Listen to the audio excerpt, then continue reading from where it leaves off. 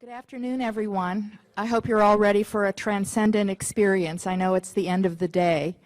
I'd like to welcome you to Museum Talks, Exploring Museums and Transcendence with Lois H. Silverman. I'm Gretchen Jennings, and I'm honored to be making this introduction today. Lois H. Silverman is a well-known museum scholar, a project innovator, and a consultant to museums and social service agencies. She specializes in the areas of evaluation, community engagement, and creating customized professional development for staff and individuals. She holds both a PhD from the University of Pennsylvania at Penn and also an MSW from Indiana University. And she's written more than 55 publications, including The Social Work of Museums, which is one of AAM's 5 recommended books for this conference theme. It's available in the on-site bookstore, so I hope you'll all run down and get yourself a copy if you don't have one already. Lois is also a member of the faculty of the George Washington University Museum Education Program and the Bank Street Museum Leadership Program. I've known Lois for many years and have always been impressed with her innovative thinking, helping the museum field to reach beyond our work in new ways. I think that Lois's name is often connected with the phrase meaning making.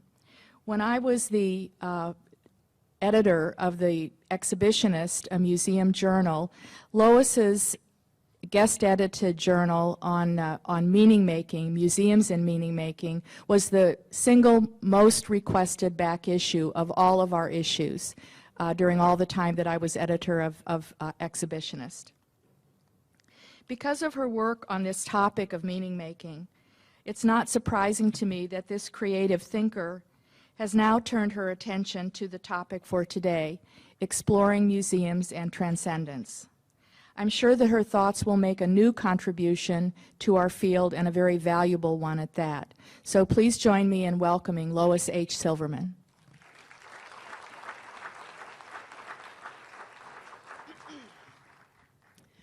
Thank you, Gretchen. Thank you, AAM, and welcome, colleagues and friends. Can you hear me all right? Okay. How's your conference going? All right. Thanks to AAM. Fantastic job, and we appreciate it. And thank you all for being here at 4 o'clock in the afternoon on Tuesday. So people often ask me which museums I think are the best. You get that question a lot? I've noticed something. I always seem to answer that question by describing museums in which I have had what I now am calling a transcendent experience, where I have engaged with the museum's space, object, exhibits, and/or other people in a way that moves me very deeply beyond my concerns of the day, no matter how big they may be, to a very different state of mind. And somehow, mysteriously, I feel changed. For example, I often rave about the American Visionary Art Museum in Baltimore. And perhaps it's because my very first time there, I was reeling from the loss of someone I loved. And viewing an amazing exhibit of works by self-taught artists who were overcoming addiction reminded me that it's human to struggle and to heal. I often rave about the Vilna Gaon State Jewish Museum in Vilnius, Lithuania. And it's not just because I had ancestors that perished in the Holocaust, but because there I gained a deep appreciation for the aging Holocaust survivors and the young Lithuanian activists who were working there side by side despite their differences. And still other times, I'm back in the dark exhibit halls of the American Museum of Natural History in New York. And there, as a child on a school trip, That intense lighting on those sparkly gemstones just transported me. I see some heads nodding. We like to go there. It transported me to someplace different, a world of beauty and awe, and also sparked a host of new questions that I had for my parents and my teachers. To be sure, I couldn't agree more with anthropologist Nelson Grayburn's observation that was made way back in 1977, that a museum can meet our need for, quote, a personal experience with something higher, more sacred and out of the ordinary than home and work are able to supply. I feel like throughout my career I've been trying to explain this. And I've been inspired by a lot of colleagues, including Mark O'Neill, Elaine Gurian, Kirsten Latham, and others. So now here we are at this conference devoted to the social value of museums inspiring change, and what should appear in AAM's official conference theme description? The second line in bold, and I'd like to quote, from their origins, museums have continually evolved to nurture and sustain the human spirit. Why on earth are we talking about things like the human spirit and transcendence at a conference about museums' social value? Because I've come to believe that this seemingly personal phenomenon called transcendence relates in concrete and profound ways to our social selves, our relationships, and the world. I also want to explore transcendence because museums, like human beings, have two sides. We're factual and emotional, rational and non-rational, scientific and magical. And I think our field is long overdue for a more balanced approach in our work.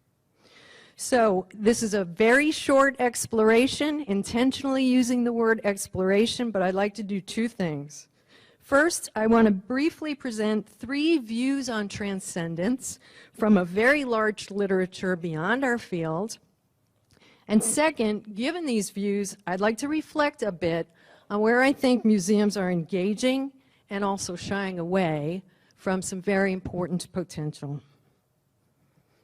So what is transcendence? In dictionaries and popular use, transcendence usually means this: the human ability to rise and go beyond. Would you raise your hand if you have this ability? Anybody? Yes. So according to scholar Joseph Chilton Pearce, transcendence is a biological fact and a human need. Your brain is literally hardwired to reach beyond the limitations and challenges in your life, to outgrow your former self, and to even get beyond yourself by connecting with others. So, for example, individual or self-transcendence can happen in an art museum when a person struggling with grief views an exhibit of work by other people coping with their challenges, and it inspires her to pick up the pieces and carry on.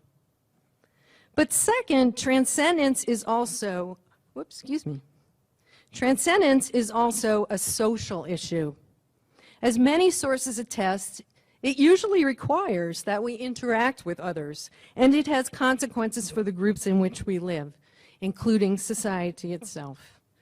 And as the media shows us all too often these days, transcendence is what we do, especially following a disaster. Facing collective challenge, people rally and act together. We help each other. We rebuild. According to social psychologist Jonathan Haidt, transcendence involves a good feeling of losing your sense of separateness as you become part of something much larger. Some people find transcendence in playing sports or doing service. Others might find it in gang membership or terrorism.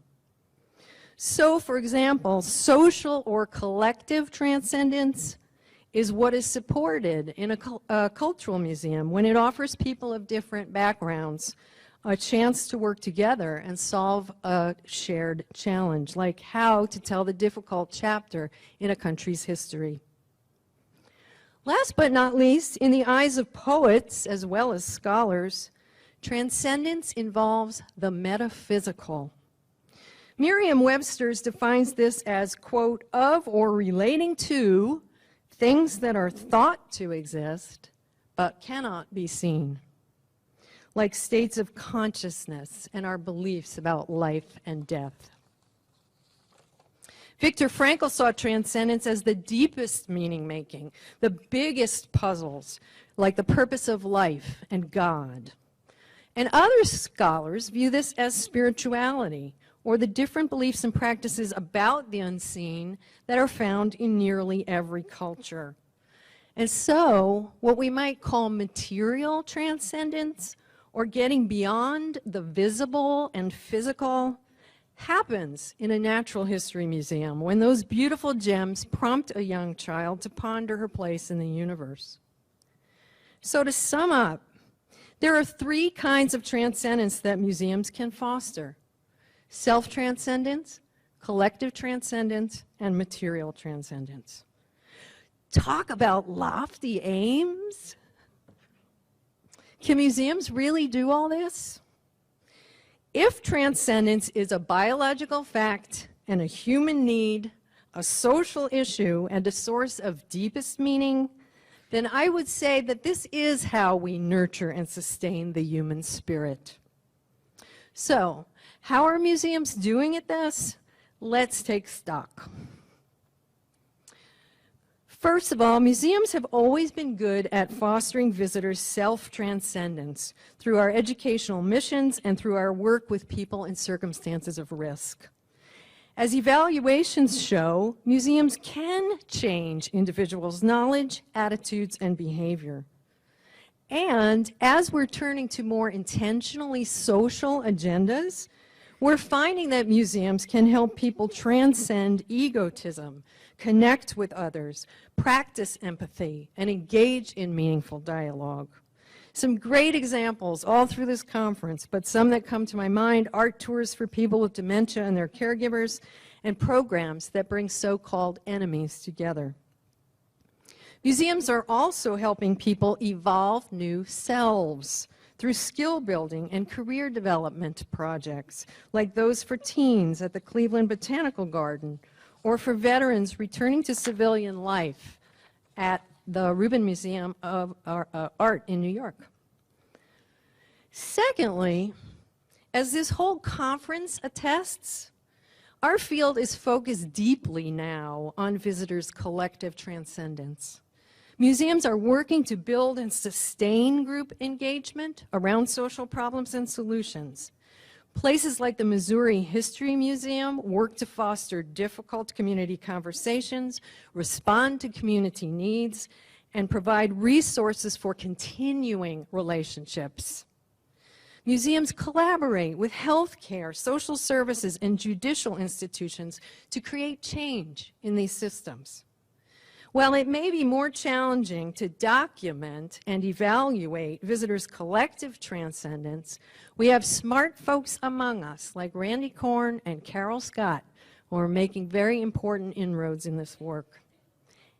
Don't get me wrong, there's plenty more to do and to learn about museums' capacity to foster self-transcendence and collective transcendence, but it's happening. To be honest, I am most concerned and intrigued by this third realm, material transcendence. Are museums doing this? Well, they've always been places where people can contemplate, imagine, and wonder about things they can't see, including the past and the future. And for many visitors, we know this happens quite naturally without prompts, or more so when the building architecture and the exhibit design influences our feelings and moods.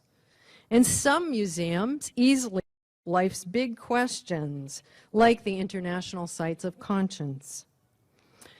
But compared to the other two kinds of transcendence, metaphysics is not a widespread, commonly intentional part of museums' evolving social agenda for several reasons.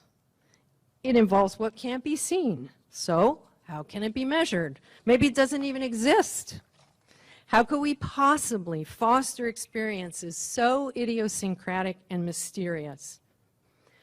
Talk of metaphysics and spirituality makes some people very uncomfortable. And we also wonder that the public, or excuse me, we also worry that the public or the media or funders will hear metaphysics and think religion. And that is a very sensitive topic with great potential to upset and offend. It's no wonder that museums have tread lightly in the realm of material transcendence, especially in the United States. But at the same time, I find it increasingly hard to ignore some signs from both research and museum practice that fostering this third realm, material transcendence, may be the most important aspect of transcendence that museums could serve. So what's the research? Just a sampling. Global studies by the Pew Research Center document the fact that many people around the world view spirituality and religion as two very different things. And so many people describe themselves as spiritual but not religious, that Pew created that as a category by which to identify. Secondly, citing actual declines in religious affiliation in some countries, an educational futurist by the name of Catherine Prince predicts that we'll soon have an expanding spiritual ecosystem, meaning people will be seeking more and more transcendence outside of houses of worship and inside other settings. To my mind, museums seem quite ripe for the job. In addition, the field of social work makes clear a very important point. Material transcendence is often like a key that unlocks both self and collective transcendence. In other words, how we relate to those things that can't be seen can have and play a pivotal role in our ability to deal with and transcend individual and societal challenges. For example, some measurement scales used globally to gauge the construct known as quality of life, they include questions on spirituality.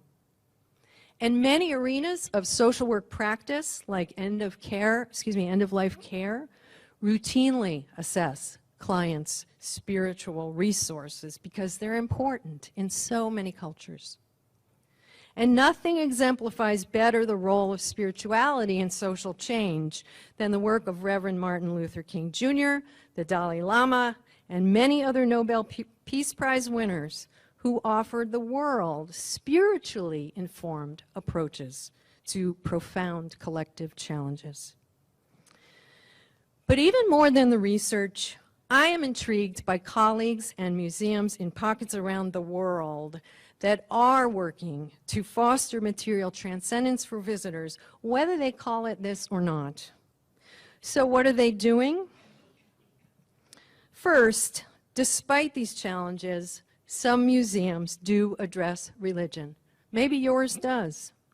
For example, the St. Mungo Museum of Religious Life and Art in Glasgow has long worked with people of diverse faiths and no faith to interpret common ground, differences, and conflicts between religion.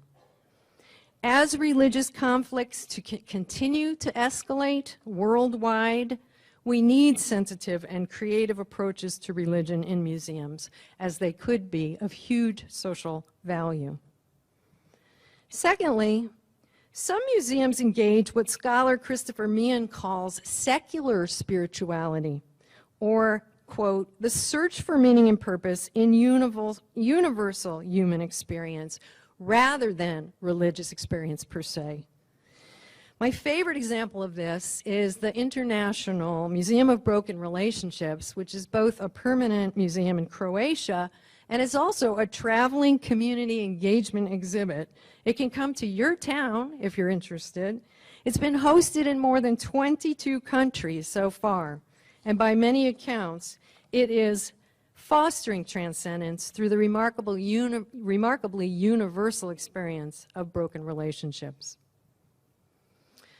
Third, stay with me now, museums are also creating opportunities for visitors to experience altered states of consciousness. From the growing trend of yoga in the galleries, to meditation programs, to the application of contemplative education principles. And I haven't done it yet because it's always sold out, but I cannot wait to take part in the Dream Over program at the Rubin Museum of Art in New York. For one night, are you familiar with this?